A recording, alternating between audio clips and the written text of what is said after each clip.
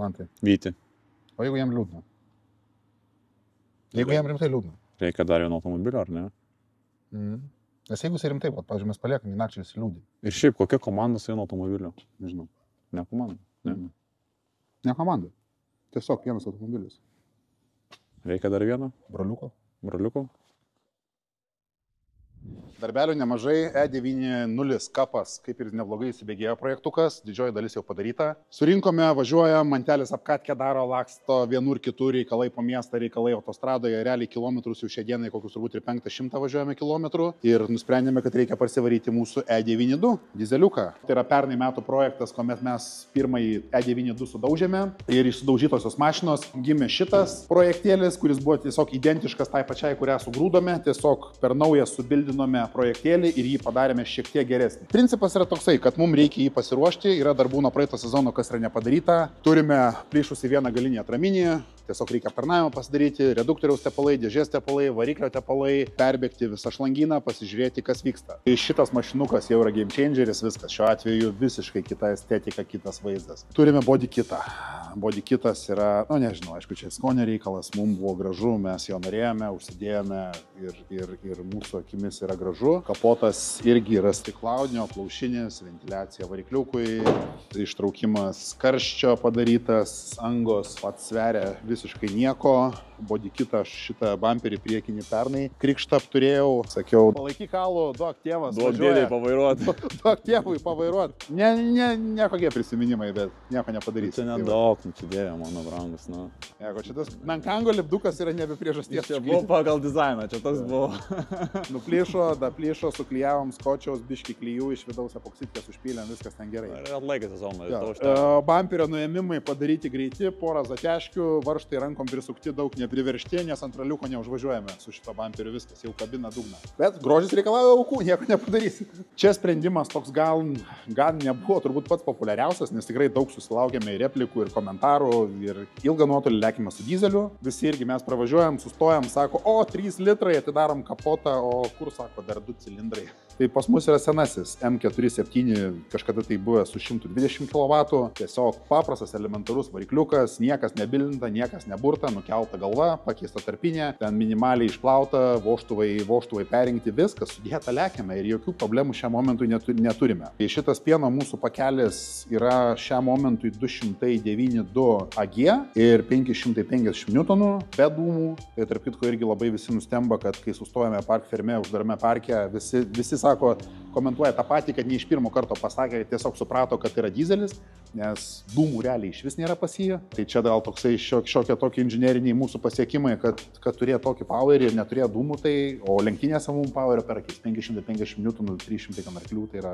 fantastika, nes daugiau jau yra sudėtinga suvaldyti. Apie pačią mašinytę, tai va šita mašina jau skiriasi nuo kapo, reglamentas yra visiškai paleistas, mašinoje galima daug daryti pakitimų, salonas yra jau nebe taip griežtai reglamentuotas, bet principas tas pats. Panelė irgi palikta originali, panelės į stiklą audinį pluoštinį jokio nekeitėme, sėdynė tokia pati kaip ir kapo, tik tai šiuo atveju įsidėję esame, kadangi vežiojame, rugsėjį sezoną uždarę dar vežiojame keleivius, tai tiesiog įsidėjome atsarginę sėdynę, šildymo ventiliacijos pečiukas yra išimtas, tai turėjome bėdą paskutinėme etape Latvijoje, kuomet pradėjo smarkiai lyti ir reikėjo kažkokiu būdu nuputinėti nuo langų, tai turėjome atsivedėm iš galo aušinimo šlangą, kuris balanas buvo ją naudot stabdžiam, bet iš tikrųjų panaudojom salonui, tai gale tiesiog turime ten šiokį tokį nuputėję ir su tuo nuputėju tiesiog į priekį pučiame orą ant priekinio lango. Bet čia buvo greita interpretacija lenktynių metu, nes reikėjo greit sugalvoti, ką daryti. Tai kągi, Šaika, mūsų kapukas.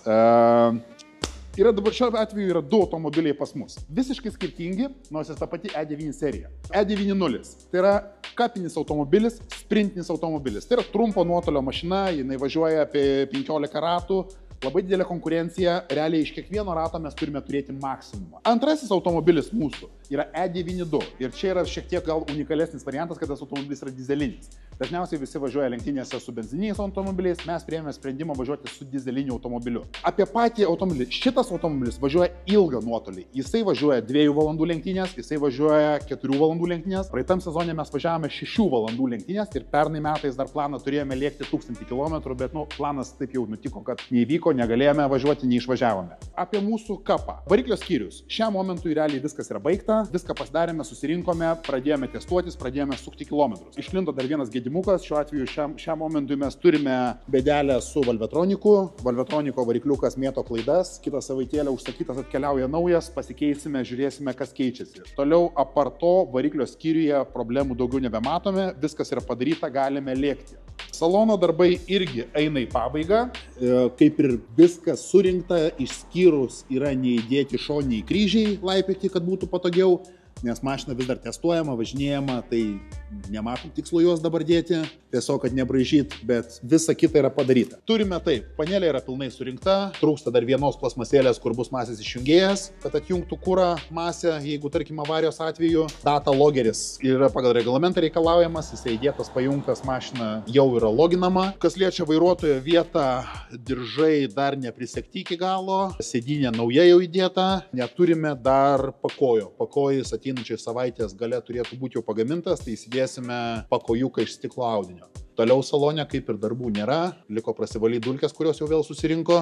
Šoninės durų uždengimai, tai šitie dar yra nepagaminti, irgi ateinančios savaitės darbas reikia pasidaryti, tai čia važiuosime, reikia plastiko tiesiog lapus nusipirkti, išspjauti ir bus baigta. Galvos apsaugos sudėtos, kas ir yra reikalavimų pagal reglamentą, tai čia kaip ir viskas padaryta.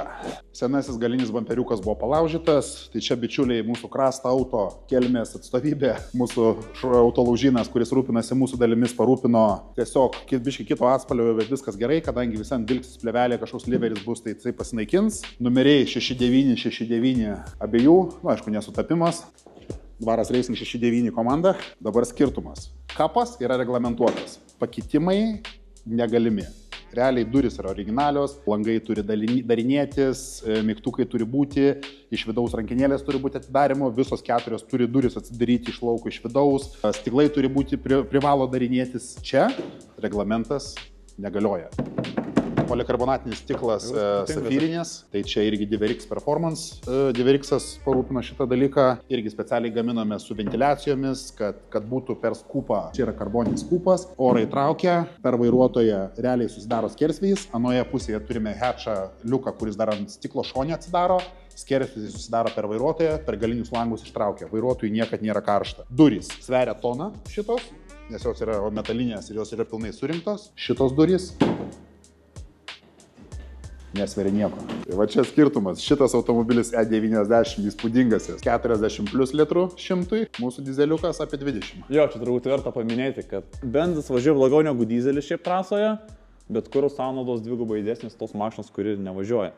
Jo, šitoje klasėje kapas. Važiuoklai ir amortizatoriai griežtai reglamentuota, viskas yra originalu, šakės originalios, amortizatoriai realiai šiam momentui šiais metais tik tai yra 2 gamintojų leistinė, tai Hašenero dabar va šiais metais leidžia su Hašenero lėkti koilų kitas ir pernai metais kito gamintojo buvo dar koilai, bet jie ten labai minkštos ir ta mašina palaida, tai tiesiog pakeitė reglamentą, galbūt kažką išspręs su kietesnė važiuoklė. Čia važiuoklė nereglamentuota, ką nori tą darai. Priekyje mes galime išvertimą reguliuotis ten nors ir iki turbūt 5,5 laipsnių, šitą mašiną šiemet leidžiama jau reguliuoti iki 4 laipsnių. Pernai metais tik tai iki 3 laipsnių galėjo išvertimą turėti. Bet priekinę važiuoklę mes palikome originalią, tiesiog sudėjome M-kinės šakes. Viena yra šiek tiek ilgesnė, tai tiesiog gauni daugiau išvertimo, kitos yra, nereikia poliuretano dėto iš karto originaliai pilnaviduris saliamblokas. Galinė važiuoklė, 4 galinės šakės yra vamzdelinės pagamintos, kad mes galėtume išvertimą reguliuotis tiek, kiek norime ir suvedimą reguliuotis taip, kaip norime. Galinios tilto, galinio traverso įvorės yra kaproloninės, o kapo klasėje leidžiamos vintilės naudoti tik tai nuo M-kės,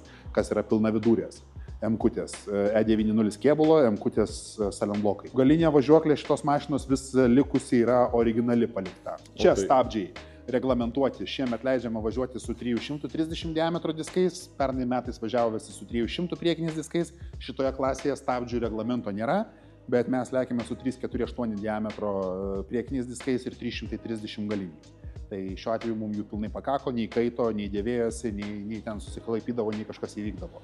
Variklis griežtai reglamentuotas, jokių pakeitimų, viskas originalu, čia yra laisvė papūgoms, darai ką nori, gamini ką nori. Tai šiuo atveju aušinimo sistema yra perdaryta, elektrinė pompa, valdymas, vairo kolonėlė yra hidraulinės, siurblys, garsusis opelinis. Tai čia tiesiog darėme taip, kad būtų paprasta, realiai pigios detalės, paprasta, funkcionalu, bet mums to reikėjo, tas mums veikia. Čia parašyta, kaip turi veikti, ar veikia, išbandysime šį sezoną. Buvo čia tokių minčių daug apjaustyt, bet ne, nei grybo nepjovėm, nei landžeronų nepjovėm. Bet čia turbūt ateitis tokia, sporto, kad... Jo, sporto yra ateitis tokia, nes anksčiau autosporte visi ėjo į masinę kažkokią, apsesiškas perdarimas, kur buvo viskas yra gamyba, viskas custom, viskas padaryta, bet mes turėjome mes kaip ir pristatėme, mūsų pirmoji mašina buvo skolintas Civicas, antroji mašina buvo Golfas, ne? Golfui pagaminau viskas buvo gaminta, bet gaminta reiškia, kad jeigu šiuo atveju mes turėjome, pavyzdžiui, mums pradegė vienas vožtuvas ir mes sugadinome galvą, mūsų galva buvo sutvarkyta po 4 savaičių tik tai, ką mes galėjome ją per naują išvažiuoti į trasą.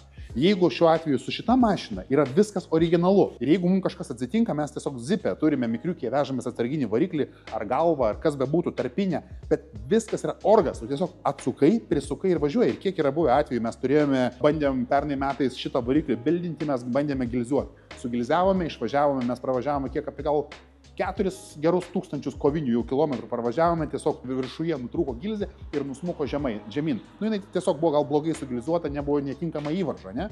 Bet jokio streso. Hebra tai pasižiūri laikrodį, sako, okei, dabar turime 12 valandų, sekantis važiavimas 4 vakare, ką darom? Tai varom po kebabą, suvalgysim, sako, ir pakeisim po to variklį. Taip ir buvo, mašina 4 valandą su pakeistų varikliu, aušinimo sistema užpilta, pravažiuota, ištestuota ir tiesiog viskas ramu, jokio streso. Nes viskas yra originalu, nereikia nieko daryti, nieko nereikia išradinėti. Tas pats su važiuoklė, jeigu tu turi kažkokią vamzdelinę važiuoklę pagamintą, tu ją turi turėti atsarginę. Vėlgi, tai yra pinigai. Mes negalime, tokių biudžetų pas mus nėra. Mes nesame kažkokia ultra pro komanda, gamyklinė komanda, kuri gali vežtis fūrą atsarginių detalių. Šiuo atveju mes turime crafterį pilną atsarginių detalių.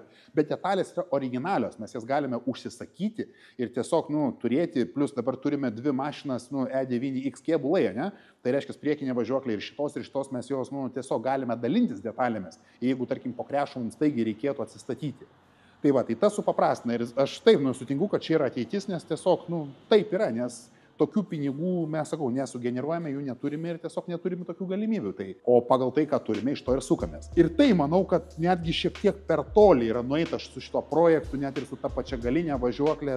Tiesiog tų tokių gal techninių sprendimų buvo ne visiškai teisingų, bet su aušinimu mes bandėme. Pirmas, kai paleidome šitą mašiną, bandėme važiuoti su originalia aušinimo sistema, jinai nepasiteisino. Viskas yra gerai, kol laukia yra apie 18-20 laipsnių, išlėkėme į Estiją, Estijoje yra 33 laipsniai, viskas, variklis verda 127 laipsniai temperatūrą, mes negalime važiuoti, sukepinam variklį. Tada jau atsirado pas mus M3 kastuminis aliumininis radiatorius, atsirado elektrinė pompa, našesnė, GS55, man atrodo, variklio, kuri visą laiką max sukasi ir daro savo darbą. Tai tas išsprendė problemą, šiuo atveju variklis šaltas, tepalo aušintuvas irgi atsirado didelis, čia yra, nežinau, gal 10, man atrodo, eilučių, kad aušintis tepaliuką, tas išsprendė nemažai. Grįžtant dar prie viso šitų modifikacijų, kad šiais laikais mažėja tų modifikacijų, man labai patiko mūsų federacijos prezidentų sakinys, kad anksčiau gaudos taip, kad visi matuojasi inžinieriai realiai. Matuojasi inžinieriai, kas padarys ten geresnį automobilį ir greitesnį, ar ne? Dabar iš principo viskas persikėlė pas vairuotojus. Yra automobiliai panašėja, vienodėja ir rezultatą lemia vairuotojas dabar. Pernai metais aš kalbėjau tai yra anų laikų žmogus, tai yra jau ten 70 žmogus. Ir jis yra šiuo metu nepatenkintas labai situacija lenktynėse. Būtent ir žodin, ką tu sakai, dėl inžinerijos. Kas čia dabar per principas, kas čia per lenktyniavimas, jeigu iš mašinos negalima išspausti maksimumą. Viskas okei, bet čia tie laikai 90-ieji baigėsi. Tu jau dėl to, pas atsirado šita klasė, kur yra griežtai aprašyta, jinai tam ir yra, kad tu neleistum pinigų, nes tada tu gali sutraukti daugiau žmonių. Čia yra aprašyta, čia yra mašina, kur yra ten, tarkim, 18 tūkstančių, 20 tūkstančių mašina ir viskas, tu negali daugiau nieko tobulėti, nes tai yra riba, viskas, tu tiesiog turi mašiną. Ir tuomet trasoje matuojasi vairuotojai, o ne inžinieriai, kuris yra greitesnis.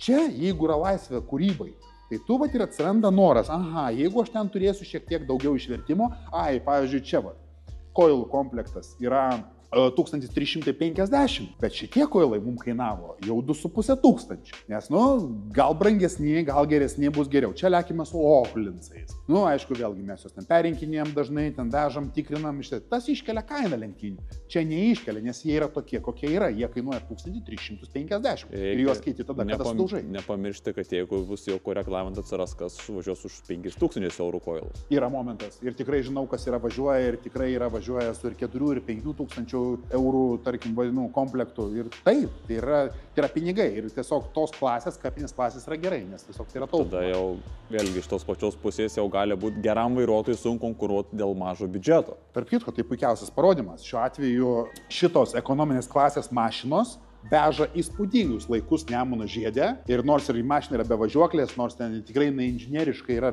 ne tai, kad netobulos, čia yra tiesiog malka su 4 ratais, bet jos važiuoja ir jos veža beprotiškus laikus ir beprotiškai smagu su jomis lėkti. Ir ta klasė yra konkurencinga. Šitoje klasėje viskas, mes ir važiuojame. Šiuo atveju, tarkim, tai yra 2 litrų dizelis, bet mes važiuojame 3 litrų klasėje, bet toje klasėje yra kelios mašinos belikę, nes nebėra žmonių, kurie gali važiuoti tose klasėse. O šitoje klasėje važiuoja 50 plus mašinų. Tai dabar mes ką ir turime? Mes turime 2 mašinas. Mes turime ilgą nuotolį, kur vairuotojas gali gauti tikrai daug važiavimo. Šiuo atveju dabar lenktynės bus 2 valandų arba 4 valandų. 2 valandose važiuoja 2 vairuotojai, valandą 1, valandą 2. Čia gauni tik tai kiek? 20 minučių važiavimo. Bet 2 lenktynės po 20 minučių. Bet gerai, 2 lenktynės po 20 minučių, 40 minučių. Čia gauni valandą plus valandą. Bet tada yra sekančią dieną visą laiką seka 4 valandų lenktynėse. 4 valandų lenktynėse tai jau yra gali važiuoti ir 3 ir 4 vairuotojai. Šiuo atveju pas mus važiuos 3 vairuotojai, jau 4 valandose 3. Tai jo, šita mašina lekia su šita mašina lekia mano žmonelė, lekia bičiulis Renaldas. Šių metų planas norėčiau etapuką kokį nors sulėkti ir pats. Tikrai yra toks noras pasimatuoti su tavim, pasižiūrėsime kaip su ilgiais, bet mintis yra tokia jo, kad sulėkti. Pasitreniruoti dviese bus gerai. Vytis popinišų. Visas apsispjaudė. Tai ką dabar, koks sekantis žingsnis, ką mes veikiame toliau? Pirmadienį važiuojam į Lasfą, ar ne? Sfotkins mašiną ir sportpasas darysim, taip? Bus sportpasas, tada turim dar neišspręstą licenzijos klausimą.